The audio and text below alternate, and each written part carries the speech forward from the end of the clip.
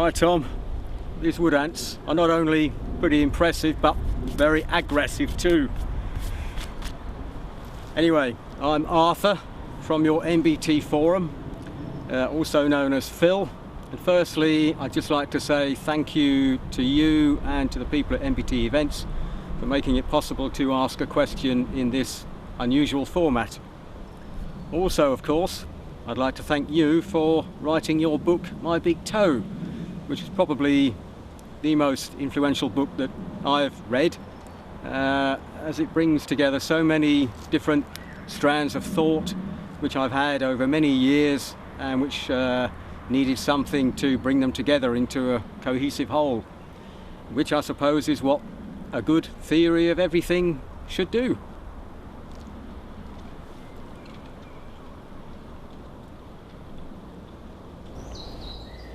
Well, Tom, here we are, surrounded by biological diversity, which has evolved within the rule set of the virtual reality which MBT calls physical matter reality, or PMR. My question today is on an aspect of MBT which I found quite hard to get clear in my own mind, and so which I therefore thought might also be a help for other newcomers to have explained by you here. And this is about the way in which consciousness actually becomes integrated with the structures which have evolved in PMR to make them sentient. Consciousness, as you explain in MBT, is self-aware, self-modifying data. And you have said that to enable it to function in a PMR virtual reality, an evolved biological or even artificial structure requires sensory apparatus and the ability to process and store incoming information. The more complex these properties become, the greater the decision space consciousness has to interact with itself as individuated units, so that it can evolve to lower its entropy. So Tom, I would like you please to describe, and allowing for the limits of PMR language, how these two sets of data, of consciousness and a suitably complex virtual structure, become integrated to function as a unit for a limited time span or lifetime within PMR. Well, it's over to you now, Tom. Once again, many thanks. Well, hello, Phil. Thank you very much for that very interesting question that you posed. I'm afraid that our videography might not be quite up to the standards of what you've just showed us with a very beautiful video. Anyway, your question was, how is it do we integrate the idea of consciousness with the idea of us as physical beings walking around in this virtual reality? In other words, we have the consciousness, the larger consciousness system, and how is that connected? How is it integrated with us, the physical beings, or at least we think we're physical beings, walking around in this virtual reality? How's that connection made? Well, the problem that you're having with this, and why that's a difficult thing to get your head around, is that you're seeing this as two separate things. You're seeing the larger consciousness system and consciousness as one thing, and then you're seeing us as physical virtual beings as another thing, and you want to know, how do these two things get integrated, get put together? Well, they're not really two things, is the answer to it, and I'll explain that. A lot of people have had this same issue. They have the same problem. That's why we have people saying that the brain is a receiver, like the brain receives the message from consciousness, or that we are somehow tuned in to consciousness, and it's almost like we're the transceiver, the brain's the transceiver, and we get the message and then we act it out. But none of that's true. All of those are just metaphors that try to somehow answer this question that you've asked. How is it that these two are connected?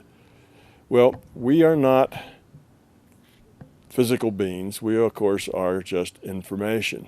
Consciousness is also not physical, and it is just information. The way we must think of the brain, because typically the brain gets seen as this this in-between thing. The brain is the seat of the consciousness, and the brain is what runs the body. So somehow this brain seems to be the transducer between consciousness and the body. Just the wrong way of looking at the problem. The better way to look at the problem is to look at the brain and the body, because the brain and the body are all, it's just a virtual brain. It's just a virtual body. There really is no brain, and there really is no body. It's all an illusion. So we are in this virtual reality, okay, just characters, information, just like the World of Warcraft characters.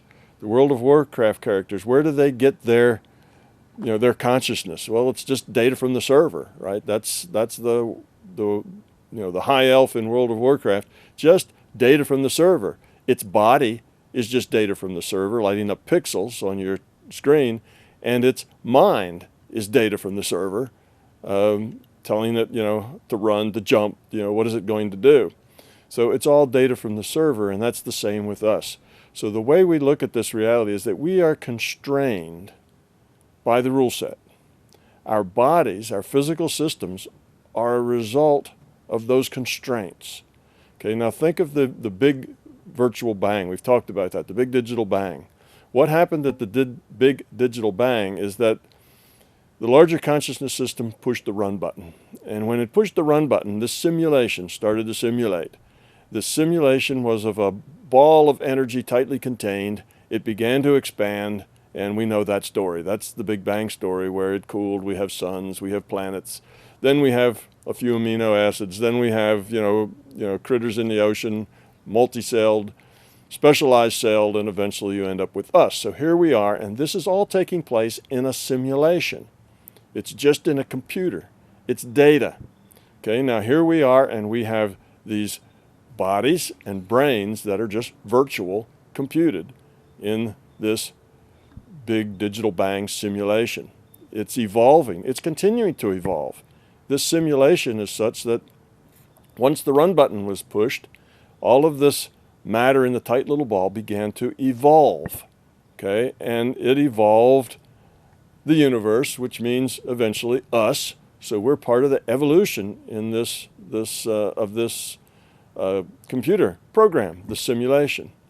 Now, how does our consciousness deal with that? Well, this computer simulation has evolved us with having brains and bodies within the limitations of its rule set. The same rule set that called the ball to expand, that called the suns to coalesce, and all the rest. It's the same rule set.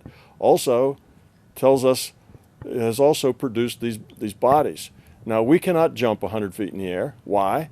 The rule set doesn't allow it, because in this big simulation, the creatures that evolved to be us can't do that. We don't have the right muscles. We weigh too much. There's too much gravity. Our situation doesn't allow it.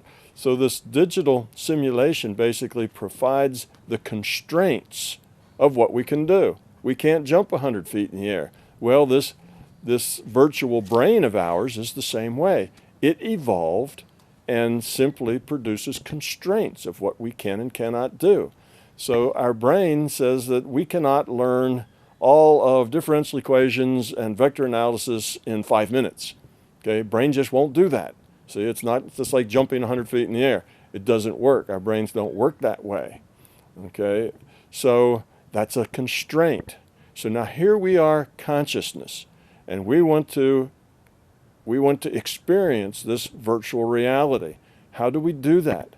Well, we limit what we can do to the constraints that were generated in this big digital simulation, the big digital bang.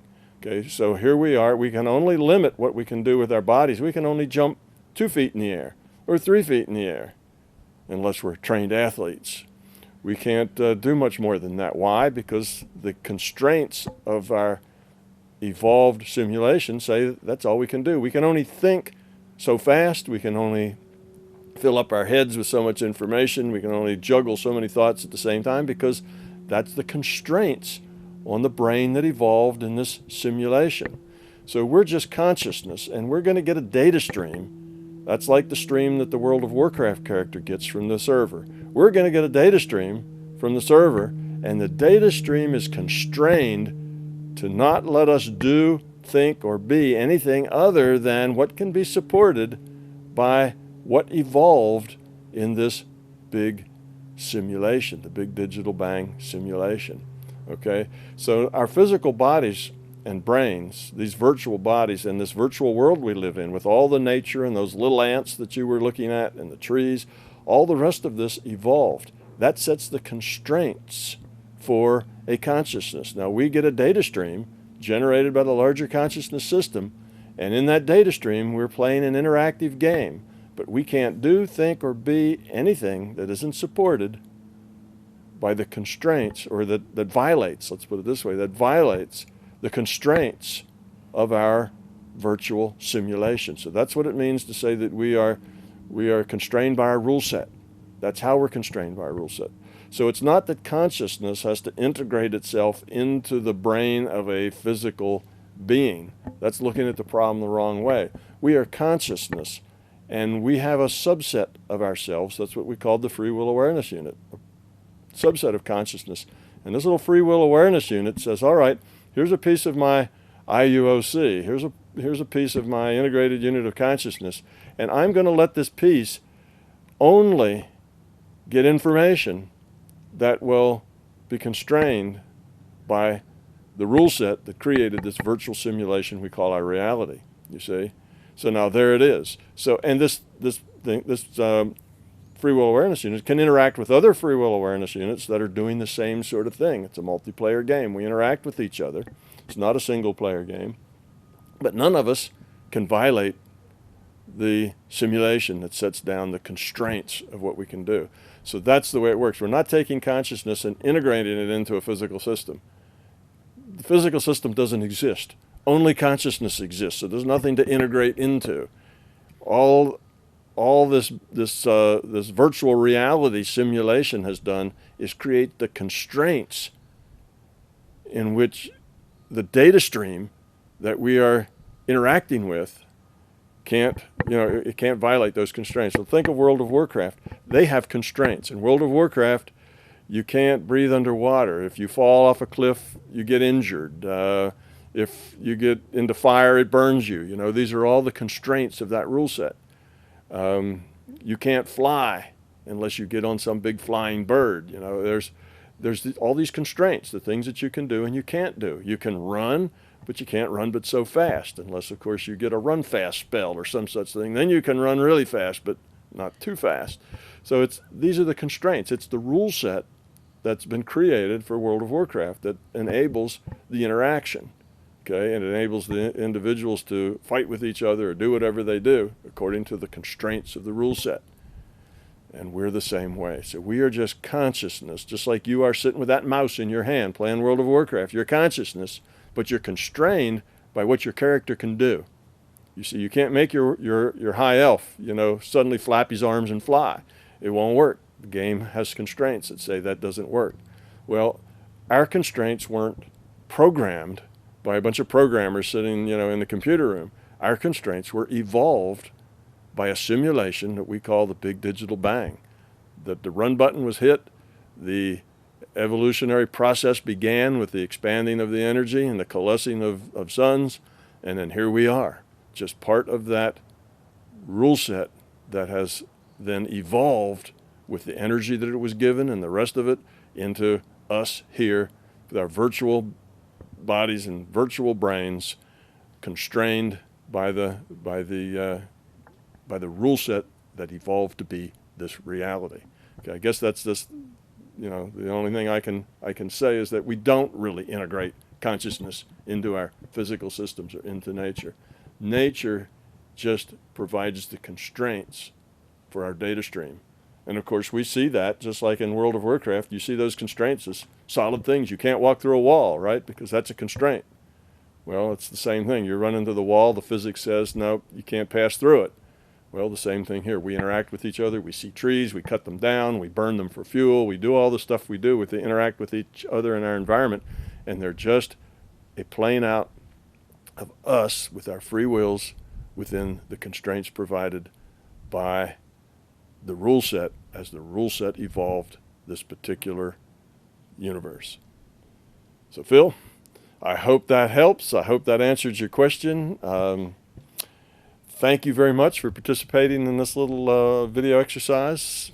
It's been fun. Hope you and others who might be watching this come up with other and additional videos. This is a good way to have this little communication, and we will all end up on YouTube, and thousands of people will get the benefit of hearing your questions answered.